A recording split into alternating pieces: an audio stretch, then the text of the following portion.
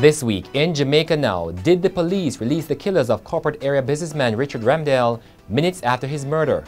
Policeman on trial for the murder of 16-year-old child. Audley Shaw's $8 million phone bill, was it okay for him to beg a $1 million discount from his phone service provider? The Prime Minister says the high cell phone bills of ministers are unacceptable and orders a full audit of all charges. And the United Kingdom says Jamaica can still access prison deal offer. I'm Damian Mitchell and this is Jamaica Now.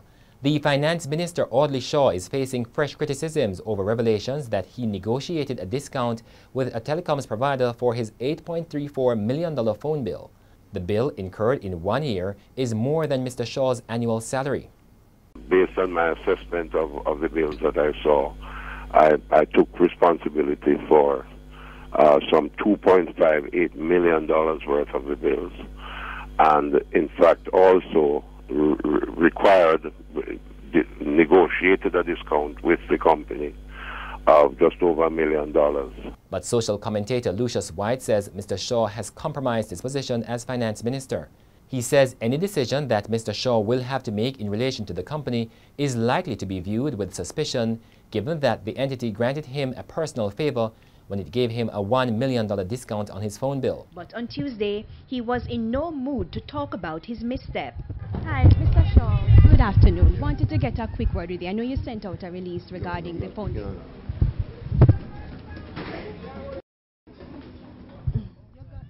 And PNP President Dr. Peter Phillips says Mr. Shaw's action does not reflect good governance. Taxpayers work too hard and face too difficult a circumstance to have their resources wasted in this scandalous fashion by the current Jamaica Labour Party administration.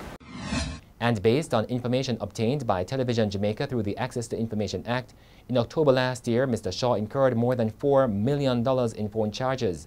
The Finance Minister says the large bill resulted from expensive data roaming charges incurred while on overseas trips, but he was not aware he was being billed at $8 US per megabyte. But Mr. Shaw says he has learned his lesson. Because of the movement and changes in technology, it's something that the entire public sector must be aware of, that when you're traveling, whether you're using your private or your public telephone, especially using government telephone, you have to make sure that your data, mobile data, is turned off, and you only use data where you're able to access Wi-Fi. And your ability to access Wi-Fi is really quite generous, it's quite pervasive wherever you travel.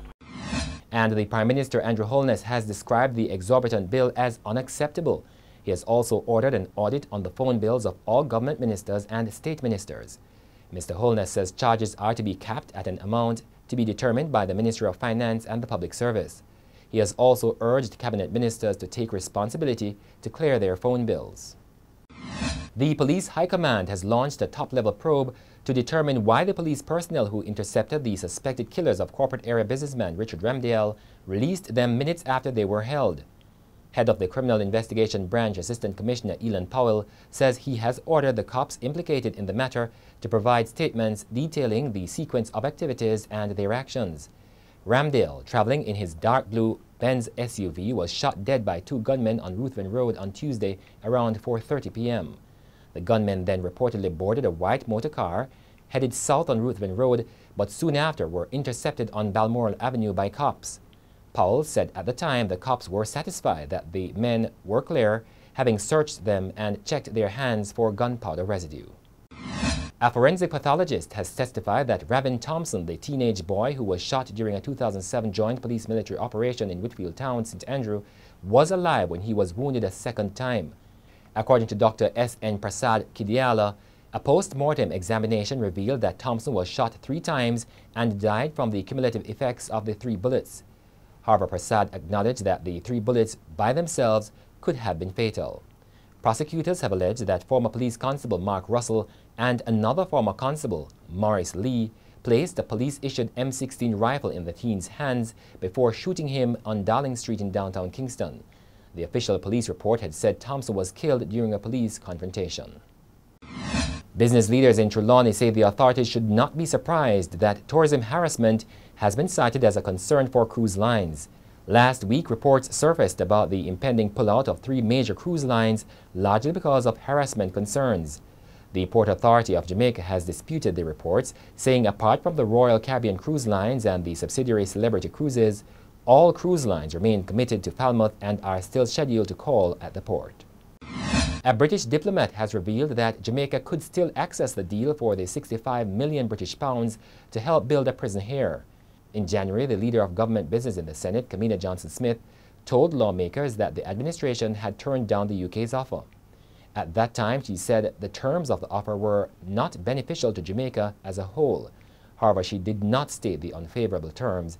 But 6 months later, the outgoing British High Commissioner to Jamaica, David Fitton, says if Jamaica wants to discuss the issue, London would be welcoming. And that's it for this edition of Jamaica Now, your weekly review of the big news stories. Send us your comments at onlinefeedback@gleanerjm.com. You may tune in to Power 106 FM for regular updates. Follow us on Twitter at Jamaica Gleaner and on Facebook at Gleaner Jamaica. I'm Damian Mitchell, and before we go, firefighters spring into action to help a motorist who was hit on Marcus Garvey Drive after he made an illegal U-turn.